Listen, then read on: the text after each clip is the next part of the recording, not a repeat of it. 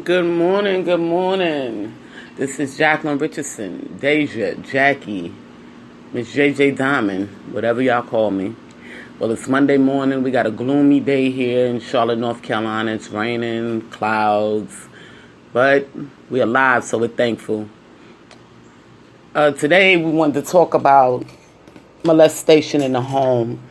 First, I want to go back. Hold on, I got to go back. Y'all know I always, in my mind, I have to go back and say some things. I want to give Chadwick Boseman my condolences, him and his family. We heard over the weekend that he had passed away from colon cancer, and y'all know cancer always hits home with me because a lot of my family members died from cancer. So with any kind of cancer, it's just like, it just hits home like, we got to beat this thing with this cancer because it's just hurting all our people. And I did want to bring awareness to people. Get your colon check, breast checks, whatever you need to do to make sure that you are free from cancer, and if you do have it, you catch it early. I am now 50 years old, so they are expecting to do the colon check on me now, and I am afraid. I will tell y'all that. But I also heard that they do have other alternatives other than them actually going in your body to test you. That they do that if your bowel movement comes back with some type of cancer cells, so that's a good thing. I'm like I said, I'm scared, but I have to do it because, like I said, my family members, they a lot of them died from cancer. Only one didn't have cancer, and that was my grandma Tina. She was the only one that didn't die from cancer, but the rest of them did. And it just, like I said, it really hits home when I hear about somebody that has fought that battle, because I watched my family members fight that battle. I was there with them, and it hurts mentally, physically, just to see or know what they went through being on the different medications. So y'all make sure y'all go and get checked. If you had cancer in your family, I don't care if you're in your 20s. If anybody in your family had cancer, go get checked. They'll give you a check because you've had family members with it. I started mine early due to a lot of my family members dying from cancer. I was getting tested very, very early. So yeah, even if you're young and you've had a parent, cousin, mother, grandmother, father, anybody in your family that was close to you, just let the doctors know that, and they will send you for breast cancer tests or colon tests, just to make sure that those cells are not in your body. I'm going to get back to what we're going to talk about today. We're going to talk about molestation inside the home with children and daycare. Sometimes, children are so afraid to tell you what's going on with them. And this is why I personally allow my kids to be very boisterous. I let them speak. Anybody can tell you about my children, especially the last two. They'll tell you that they are very boisterous. They'll tell you anything. And sometimes I'll be wanting to pop them. But I wanted them to be that way because I wanted them to be able to speak about whatever's going on with them and how they feel. Because we would never know what's going on with a child unless they speak about it. You may watch a child, the way they act may be different, but until they physically tell you that this is what's going on with them, you will never know, And then you got a lot of parents that will tell them, like back in my era, parents would tell you were lying, just like y'all read in the book, Wounded, Survive, and Thrive, my chapter, Jacqueline Richardson, about my story. My brother was being raped, I was being molested, and they didn't believe me, and that's a sad case when the people that you trust the most don't believe you. It took for my brother to pass away for people to believe, and we would have been taken out of that situation, or could have been addressed early. A life wouldn't have had to been taken. However, people need to listen to their children. Now, you have grown men, teenagers, even kids molesting other children. Okay? And when it comes to a child doing it, that means it has been done to them. Okay? Because they don't know any better. You know what I mean? So it's what they call it. They were taught this, so they think it's right. When it's an adult, adults know better. Okay? They just can't control themselves. That means they have a mental illness. Do we know that these people have these mental illnesses? No, we don't. We bring these new people into our lives, and, we leave them around our children. A lot of people say to me, Jackie, you always got your daughter with you. Always. You're never alone. And I'm like, yeah, I keep her with me, and that's one of the reasons. Now, I'm going to tell you, it's hard for me to leave my child places. I got to really be close to a person and know a person for me to leave my children with them. And a part of that is because of what I went through as a child. Me going through it and people not believing me. So, my daughter, she's boisterous. Everybody know Egypt. She's boisterous. She run her mouth too much sometimes, But I still feel the need, to not let her roam the streets, me being around her, when my son was here, my grandson actually was living with us, he would have his friends in and out. And I'm not saying that they are the type of people that would do anything to her, while she's home alone with him or whatever the case may be. But what I'm saying is I just can't trust that, okay? And the reason being is because I was scarred as a child. And this is where I'm going with this, people, and I hope you understand me. When children go through things like this mentally, it scars them for the rest of their life. So if you are a person that's listening and you have molested someone because you was going through a mental issue or whatever the case may be, or you have a child that's been molested or you've been molested yourself, this is something that you carry with you for the rest of your life. Okay? And you're going to always have it in the back of your mind, something could be going on. Now, y'all see me with a lot of children, because we do a lot of crafts. I have the nonprofit. We do, it's a lot of things, to keep them busy, The kids that may not have babysitters at home to watch them while their parents go to work or go somewhere, I would take care of them and do things with them. And the reasons being so they won't have to leave their kids with just anybody, and that's my fear, okay, of me hearing something has happened to a child that shouldn't have, okay? Now, children are taught to trust adults, okay? And this is where it comes in at, we don't want to teach our children not to trust adults because it could be that one time that adult can harm them. Can help them, can help them. However, it can also be that one adult that can harm them as well. So what do? It's like your back is against the wall. You have to pretty much, I say, pray on it and ask yourself, what would you do if this situation happened to one of your children? Granted, a lot of us are saying, if that happened to my child, I'll kill me somebody.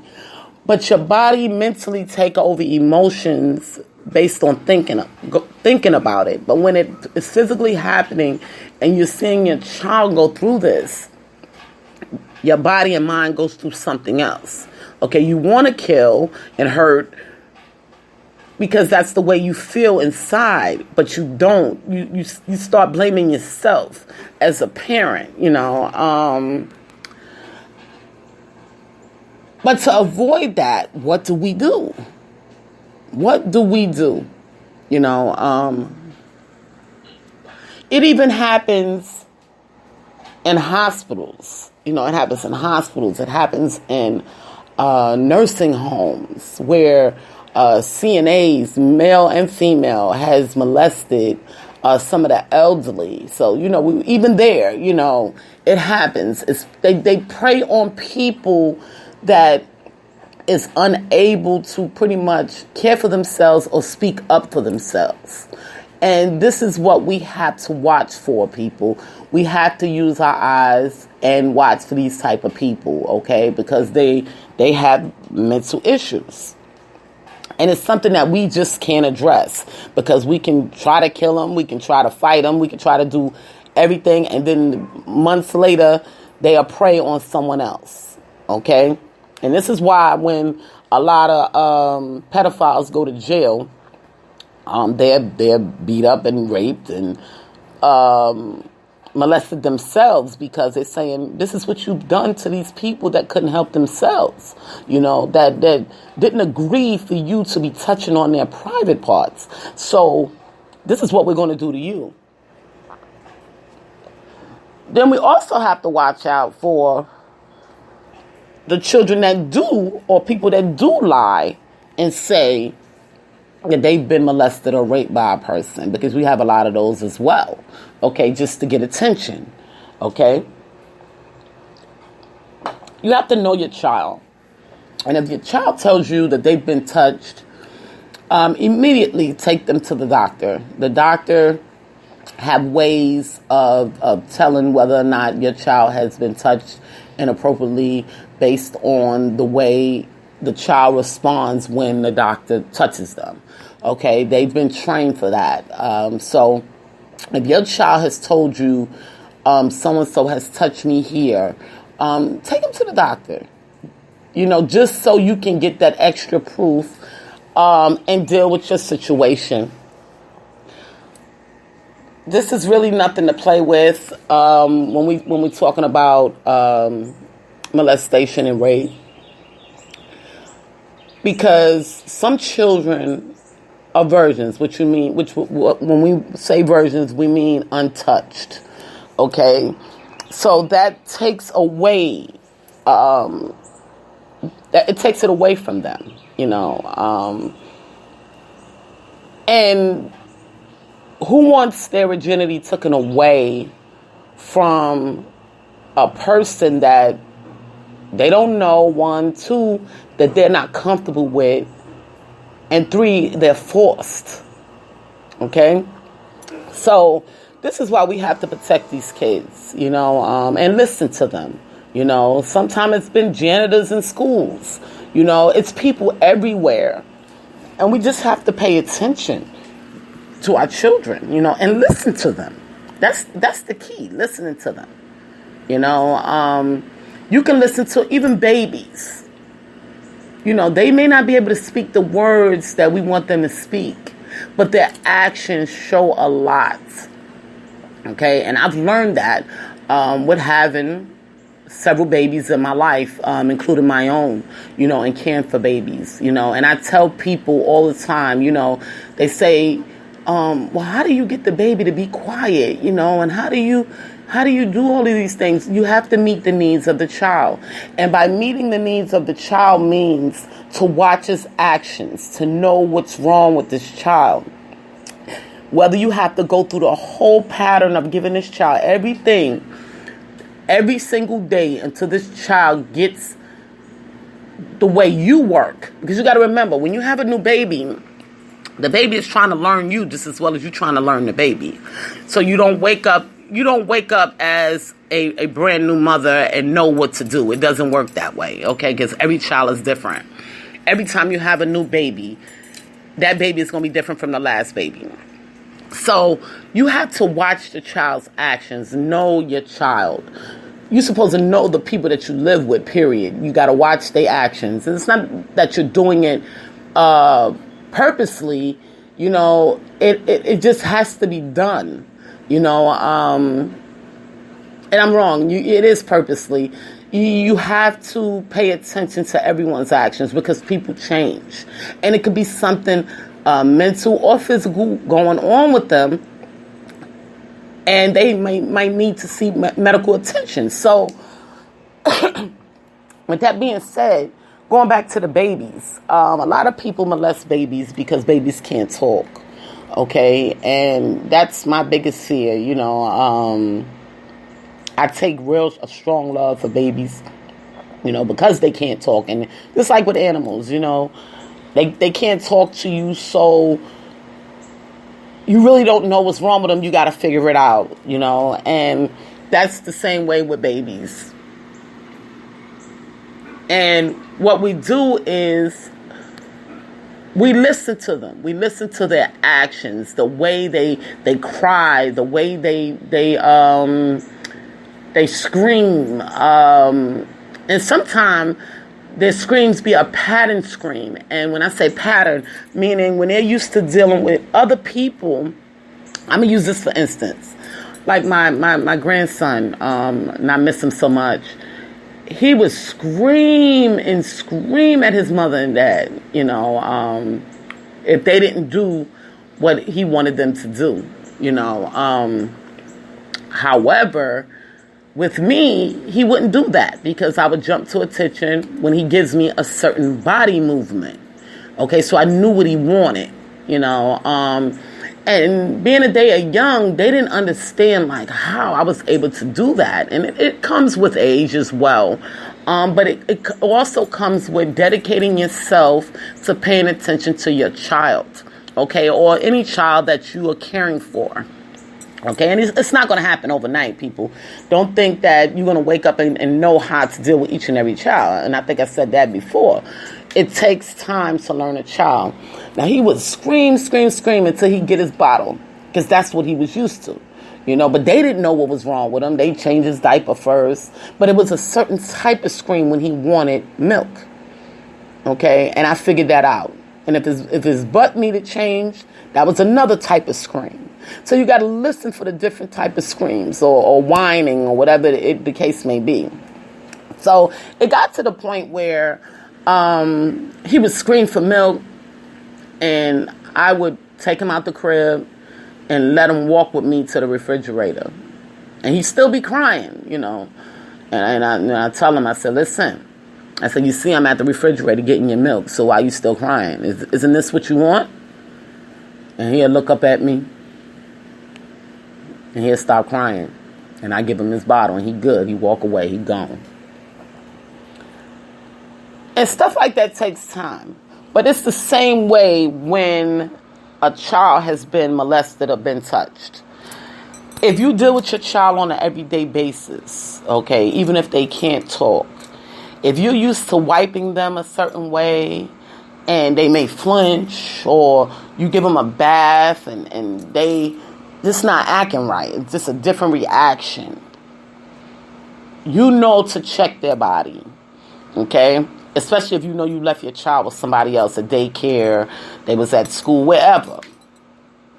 And these are the things that we have to pay attention to. I know life is very, very busy, fast-paced, because we got to go to work, we got to do this, we got other children we got to take care of, and it's hard, but we have to do it. And this is why I recommend, I know a lot of people have all these kids back to back, and, they say that it's good because you have siblings growing up together, and, they can protect each other and everything.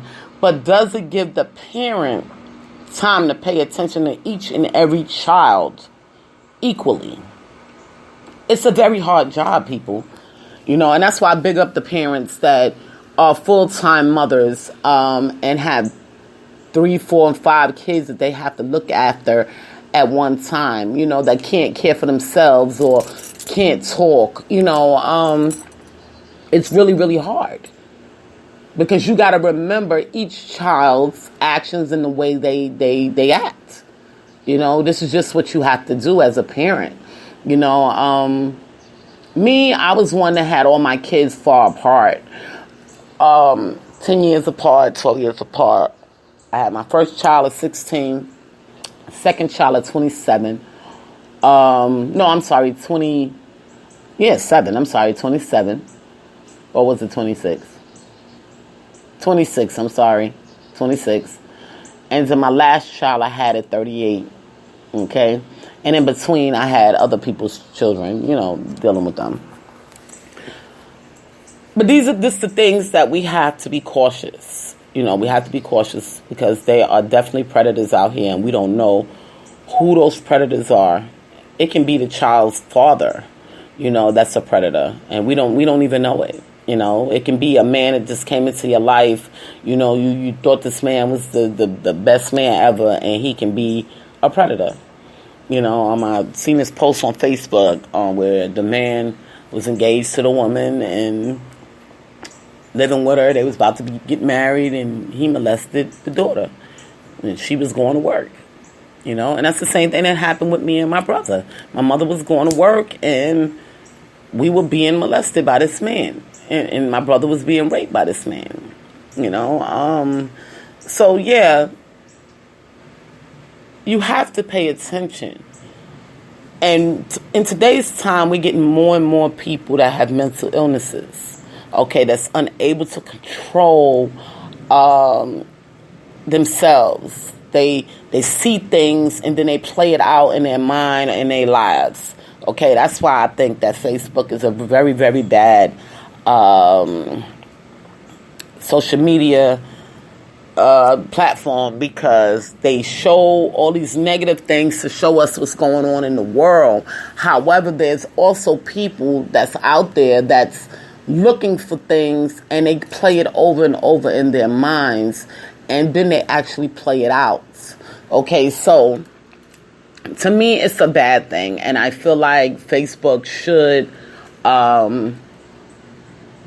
actually not let people post these type of things. And if they, like I had shared something that was posted, and I'm like, really, is this what we come into?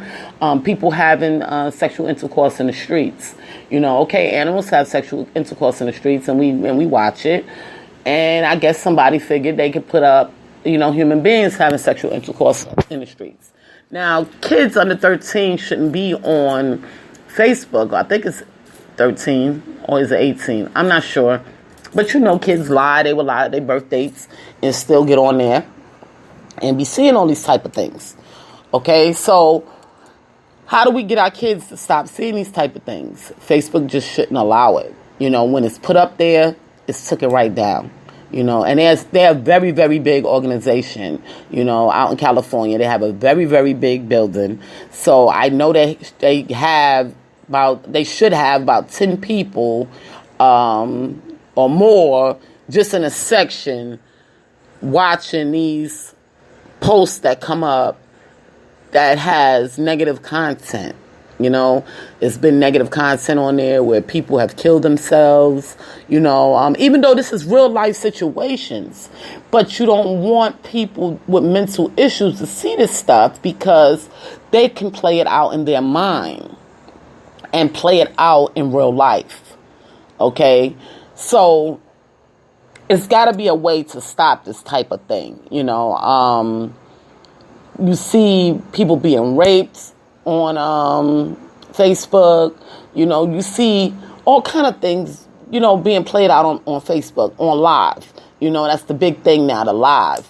And then you got somebody else that, like I said, with a mental issue, they playing it out in their mind, and next thing you know, we got a serial rapist or a serial molester on our hands, you know what I mean? Or someone killing themselves because they felt like that was the right thing to do because they see it all over Facebook. So I have a problem with that, a big issue with that. How do we get rid of it? We need people to come together and say, hey, we want this off of Facebook. And I call it the demon book. That's what I call it. I hate getting on Facebook because of the things that I see, the things that people post. Some of the things is to remind people what can happen and what their days are like. And, it's supposed to have been a family type of thing on Facebook, and it has turned into nothing but chaos. you know. So I very rarely try to get on there, only when I'm trying to share or market some of my stuff. I'll get on there, but other than that, I try not to get on there. I'm more Instagram, and now I fell in love with TikTok, even though I don't get on there that much because I'm so busy. But getting back to listening to your children, people need, back when I was coming up, my family was the type of family where they will party, have fun. Every weekend had these people come over, and I would run around in my pajamas, and they didn't lock me in a room, because there was no other kids. They let me roam. However, back then, it was always said children are to be seen and not heard. So I was able to, like I said, roam. As long as I wasn't in the midst of everything, I was able to roam through the house and they wouldn't say anything. Then you got some people, they say, okay, they lock the children in a room and say, no, you stay here because we don't want you to be in the midst of all of this stuff. I thank God for my family allowing me to see what was going on for two reasons. One, they showed me how to have fun with my friends and family. Two, I wasn't, how can I put it? I wasn't sitting behind a door wondering what was going on. Okay? I was able to watch all of them get drunk, sick, act a fool, And as I got older, this is why I was able to let drinking and smoking marijuana go early. Okay, it was just a fad for me. It wasn't something that I needed because they allowed me to be around it. And then you have the children that's never around anything. So when they get out here in the world, they want to explore everything. Okay, and these are the ones that are mostly destroyed by the world because they were sheltered. Okay, and it's bad when we shelter kids, like my oldest daughter, she was sheltered, I was just learning how to become a parent, so I kind of sheltered her, Now, my baby here, I keep her with me, but I don't shelter her. It's a difference, I let her go and be with her friends and see different things, and, where with my oldest child, I really didn't let her do too much until she got of age to really, really protect herself. So you got to think about these type of things as well. Is your child the type of child that will come home and say, "Mommy, this happened to me," and won't hide it from you? Do you have that type of relationship with your child? You have to build that relationship from when they're babies. And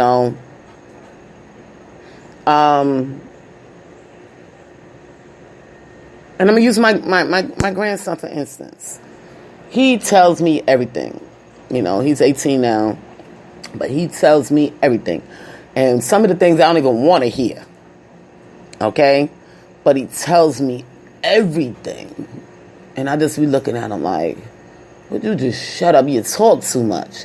But I gave him that ability to be able to come to me and tell me anything and listen. Only thing I don't like is when he comes to me with the lies, and then I get angry. But if you're telling me the truth, it's something that I need to know, and that's what people always congratulate, even though he was into a lot of things that he shouldn't have been into. When we would go to court or go to counseling in different places, they will always congratulate me on raising a child that was open and honest. Because even if he did something wrong, he'd tell you, yeah, I know I did it. They said, well, why? He'll say, he'll get his mind together and start talking about it. And they will always congratulate me on that, for him to be so open and honest. And I was thankful that he was that way because I needed him to be that way. Because one, He had to go to school every day. He would be out with his friends. So I needed to know what was going on with him. When I came home, what was your day like? Tell me about it. I need to know everything that's going on. What happened to you today? And I do that with all my kids. If I'm not with them, I get home, I want to hear about your day. I used to laugh at myself because I would come home and I used to work for Frito, working 18 hours, and I'd be so tired, I could barely keep my eyes open. But I knew as a parent, I still had to listen to these kids. So I would sit on the couch and I would call each one of them, and ask them how they feeling and what's going on with them. And they would come and they tell me, my oldest son, my only son, I'll say to him, it'd be his turn, and I'll say, well, how you doing today? He was the easiest. I'm fine. You had any problems? No. Are you feeling sick? No. Okay. All right, good night, Ma. And he gone. So he was the easiest one. Jair, my grandson, he was the hardest because he's always had a rough day. So he would be there sitting with me talking for about a half an hour. And then the baby, which was Egypt, and she would tell me her little stories. She was young, so she couldn't really talk so much, but she tell me her little stories. And the dog and blah, blah, blah, and I'd be like, okay. And I would fall asleep right there and wake up the next morning, okay, and not have to go to work, But these are the things that we have to do as head of household, as parents. We have to take that time out and listen to our children. I did a thing on TikTok. It was a little baby, and he was just going off crying, and I did the thing on TikTok where I was talking to him like, well, what's going on? Tell me about it, And you can tell if a baby is angry or they're sad, based on their cry, So you just have to pay attention. Like I said, it takes a lot of studying these children. But if you want to know what's going on in your children's lives and know that people are not hurting them and people are not molesting and raping these children, you have to pay attention. That's just what it is, people. You have to pay attention. I don't care, no job, no man or woman, if it's a man, no one comes before the children that you gave birth to, okay? And any child that's in your care, okay?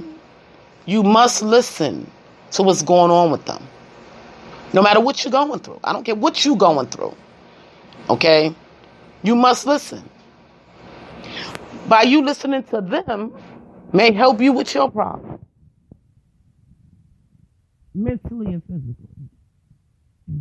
And this is how we're going to be staying with people molesting and raping our children, and a lot of it came from inside the home. It could be fathers, grandfathers, aunties, but you got to listen. That's the only way you're going to find out is if you listen. And train yourself to listen. It's a number one priority. The family is a number one priority. Granted, we didn't know when we signed up to be family orientated, meaning have children and a husband, that it took so much work. But it does. And this is something that we have to get used to. We have to come to the bottom of it. You don't just have an apartment or a house and you throw all the kids in there and put them in a room and it's over. You feed them and it's over. No, you have to physically listen to each and every one of these family members. And that's why the woman, most of the time, the woman, she's the queen of the house. She's the strongest because she got to listen to each and every person and find out what's going on with them. That's why I tell people all the time, I don't have time for all this nonsense because I got to listen and deal with each and everybody's problems. Okay, even my children that live outside the household, I still got to listen to them, and they don't even live with me. They tell me about everything because they're supposed to, because I am their leader. I am the head of the pack. So I need to listen to what's going on to them. With them, or or what's going on period, in their lives. Sometimes it may be good phone calls, Mom, I'm doing this, I'm doing that. And sometimes it may be bad phone calls. Mom, this happened to me, that happened to me, And as a parent, you need to be there to listen and try to help your children get through whatever they're going through. It could be something that they didn't even know about, didn't experience in life, and it's affecting them. And it could be something small. But until they hear it from a parent or somebody that's been through it, they will never understand it, and it could affect them really, really bad. So this is where we have to pay attention. This is what our life is based upon, paying attention daily. And that's why I tell people I cannot drink and get high because I have too many people to pay attention to. So I can't be all drunk, slumped, because I gotta listen to these people when they call. It could be 3 a.m. and I get a call from one of the members in my household or on the phone. So I gotta be ready for this. I can't be unavailable. That's what being the queen of your household is about. Being there when they need you. And them understanding your role as the head of household. The parents, Most of the time the men, they work, they don't deal with too much of it. But, sometimes the wife or the significant other, y'all will come together and say, hey, well, what we're going to do about this situation with so-and-so, And that's the way it works. And until we get back into that type of lifestyle, people are going to continue to have problems at home and with their children, and them not being honest or not telling you what's going on in their lives, and then you got to hear it 20 years down the line about how they felt about what happened 20 years ago when they could have opened up to you right then, or you could have noticed the change within them and said, hey, something's going on with so-and-so, and I think we need to check it out. Hey, I'm making an appointment for you, because I think you need an appointment to go to the doctor and see what's going on. And it could be something physical going on with their body for them to change. I was watching this show. Y'all know what show I was watching, Law and Order, my favorite show. And it was a guy on there. He killed 4 people. And he kept saying that God had made him do it. His mind was gone. And they was trying to figure out why his mind was gone.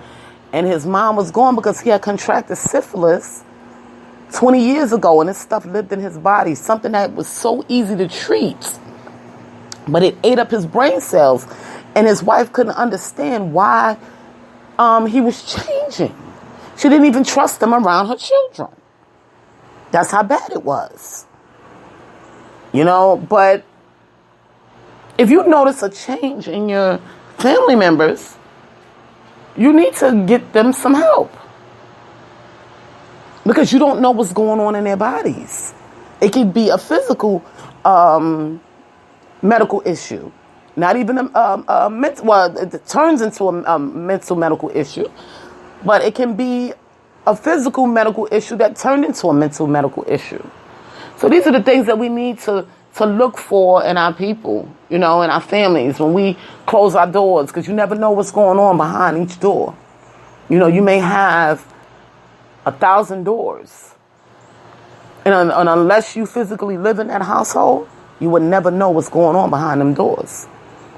So as the head of the family, this is where you have to figure out what's going on with each of your family members every day in order to keep a healthy family. Okay? You got some people that they sit down at dinner and they talk about what happened with their days. That's how my family was, And I tell people where I come from. I come from the South Bronx. But we still sat down at the table every night at 5 p.m. and went around the table and asked each and every person what their day was like and what went on. so we won't carry that pain on to the next day. By 6 p.m., we all got that negative out of us and moved on with our day and was able to go to bed with a clear mind because we was able to get whatever was going on in our lives out to the head of the household so they'll be able to help us fix it or whatever the case may be. That's just not on TV, people. It's not just in the suburbs, people. And I'm going to say it again. I come from the South Bronx, the worst part of the Bronx. Okay? And we did that every single day of our lives. So it don't just happen on TV. Don't just happen in the rich neighborhoods and in the suburbs. It happens everywhere where you have families that's organized. Okay? And this is what we have to do. We have to organize our families so we'll know what's going on with them. So if they're being touched or molested, raped, or something bad is happening to them, they are able to open up to us and tell us what's going on. Okay, so work on it, people. It takes time. It takes time. But this is what we have to do. Especially in today's time. And what's going on in today's time. With the corona, with the police beatings, killings, people just killing people, period. This is what we have to do. Well, this is the end of this podcast. This is Jacqueline Richardson, Miss JJ Diamond, Deja, Jackie, whatever y'all call me. And I will see y'all guys tomorrow. Love you all, and thanks for listening.